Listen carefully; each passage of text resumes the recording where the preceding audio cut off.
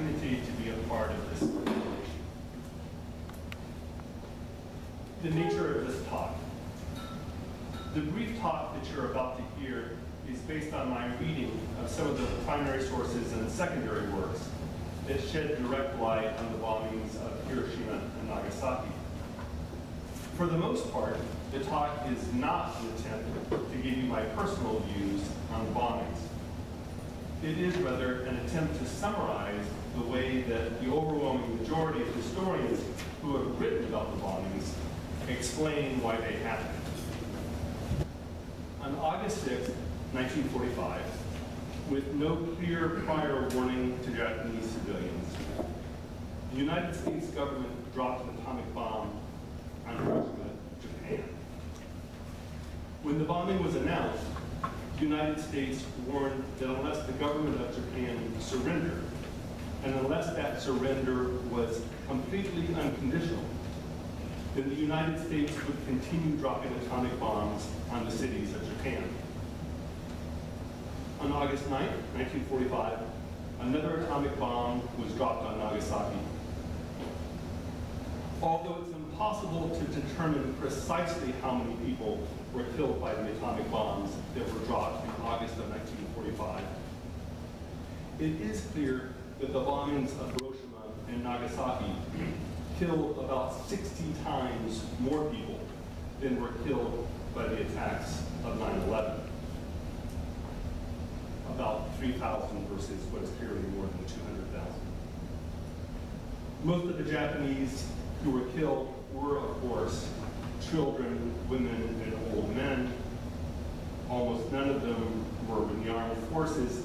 Indeed, it seems likely that more Americans in the armed forces were killed by the bombings than were Japanese who were in the armed forces.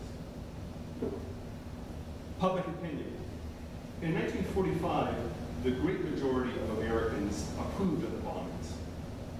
And Americans still tend to favor the bombings. One recent poll suggests that about 61% of the American people think that the U.S. did the right thing in August of 1945. 22% think the United States did the wrong thing. About 16% are unsure or undecided.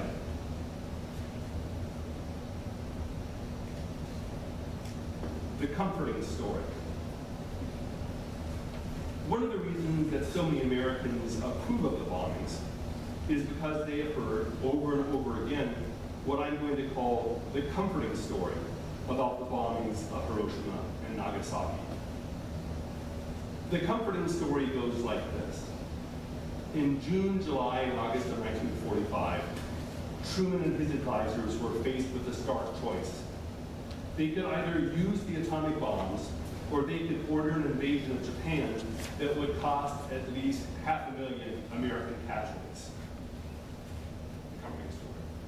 Truman and his advisors did not want to use the atomic bomb, for they realized that using the bombs would be a terrible thing to do. But in the end, they realized that they had no choice. They had to use the bomb. Doing so enabled them to save the lives of hundreds of thousands and perhaps millions of Americans.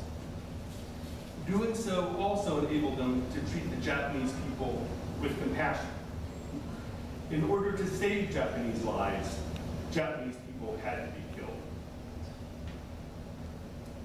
This story, which was invented in the fall of 1946 by people like Henry Stimson and James Conant, has been repeated over and over again for nearly 7 decades.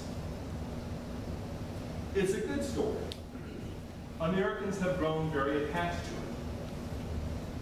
People who question it are often accused of being anti-American. People who question it sometimes lose their jobs. Alas, the comforting story is simply not true.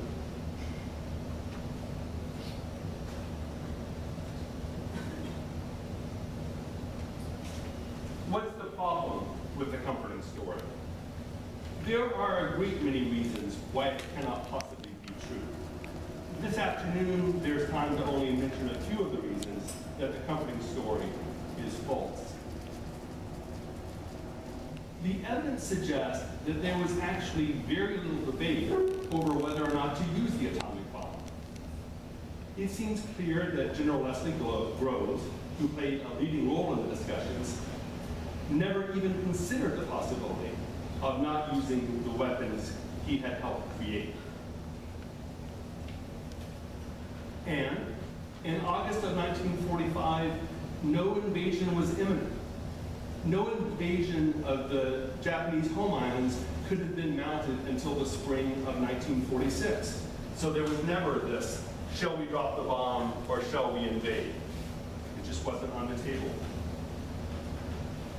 In any case, in August of 1945, American leaders did not believe that an invasion would produce 500,000 American casualties. All of the estimates that Truman and his advisors had at their disposal were far, far lower than that.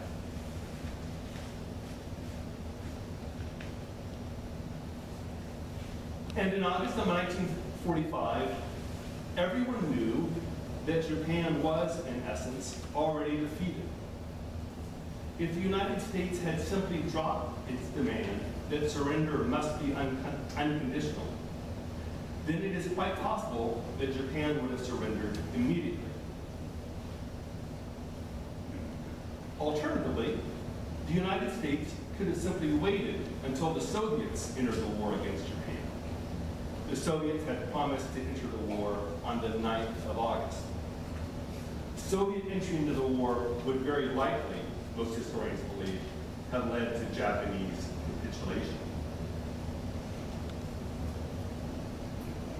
Then, too, the United States did not have to drop a bomb on a city such as Hiroshima. It could have demonstrated the power of the new weapon by dropping the bomb on a truly military target, or even on a place in which few or no people live. And of course, the United States certainly did not have to drop a bomb on Nagasaki.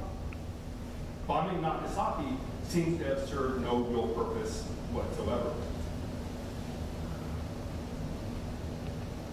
To sum up, there are many different reasons to believe that the comforting story is simply untrue. Nearly all historians who have written about this topic agree the comforting story simply doesn't hold water.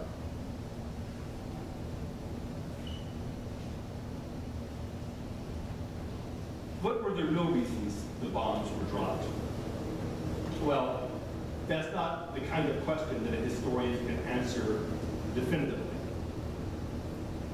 Given the time limitations under which we're working today, perhaps it's enough to indicate that when historians try to answer that question, they almost always rely on some combination of the following observations.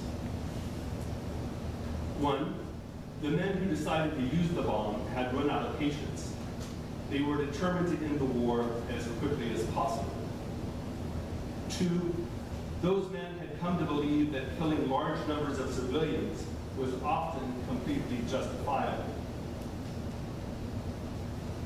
That conviction was just as strong in the devout Christians who played a role in dropping the bomb as those men who were not men of faith. Three, these men wanted to be sure that not one more drop of American blood was spilled than was absolutely necessary. Four, they suspected that God had, in a real sense, given atomic weapons to the United States so that America could carry out God's wishes. Five, these men longed to see a demonstration of the amazing things that atomic bombs can do. Some of them had devoted many years to making this reality possible, and there's a sense in which they fell in love with what they had created. Six, these men wanted to intimidate the leaders of the Soviet Union. Seven, they felt that the Japanese people were not human beings in the fullest sense of that term. Eight, they wanted to create a sense of terror and hopelessness among the people of Japan. They wanted to, quote unquote, deal a psychological blow to the Japanese civilians. 9, Truman and his advisors longed to exact vengeance for Pearl Harbor. There are more reasons that can be listed, but these are some of the essential ones.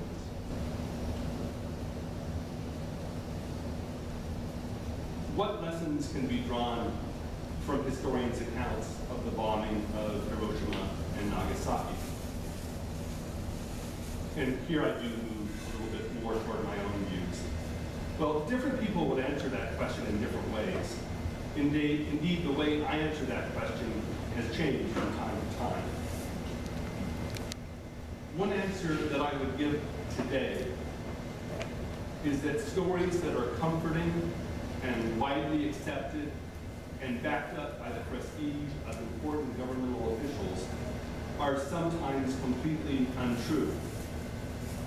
Indeed, a case can be made for saying that citizens have an obligation to use stories which are comforting and widely accepted and backed up by the prestige of important governmental officials with particular skepticism. Those are the kinds of stories which we should scrutinize very carefully. The second answer I want to give today is this. People often say that the leaders of countries such as North Korea and Iran are not wise enough or virtuous enough to allow us to trust them with nuclear weapons. I think that people are right to say that. But I also believe that we ought not stop there. We should go on to say that the leaders of the United States government are not wise enough or virtuous enough to allow us to trust them with nuclear weapons either. We've got proof of that. When it comes to nuclear weapons, there are no grounds whatsoever for U.S. self-righteousness. Thank you for your kind attention. Thank you for showing up at this event to remember what happened 67 years ago and to mourn the children, men, and women who died as a result of the bombings. Thank you for the work that you do to increase the chances of atomic weapons never being used again. I can't for the life of me think of any sort of work that is more important than that.